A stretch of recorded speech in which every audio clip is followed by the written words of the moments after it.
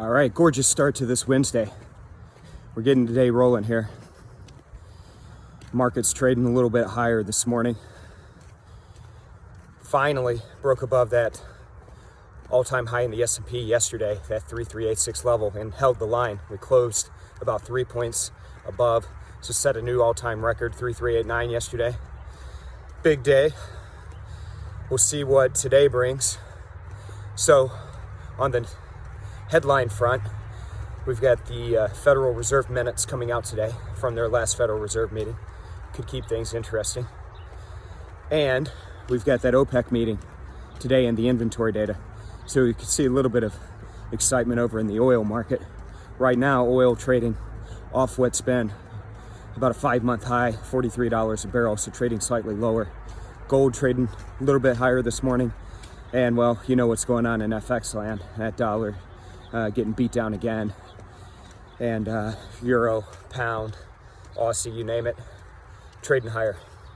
So a little bit of a mix-up for me today.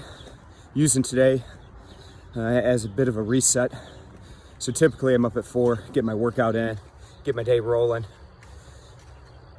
Decided to sleep in a little extra this morning. Use today to recover. Hope all you folks do the same in your lives. Whether it's working out, whatever, sometimes you just have to take a step back. See how everything's going. What have you done well? What have you not done well? Where can you get better? Use slow periods like now, the summer. Things are a bit quiet in the market, or quiet, relative to where they've been. Look at your game plan, look at your trading plan. Make sure it's up to speed. Make sure you're getting ready for quote unquote busy time when the elections come up here in November.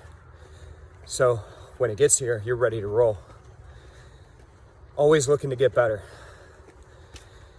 And sometimes to get better, you got to take a little bit of a step back, take a breather, and then get back after it again. So that's what I'm doing today.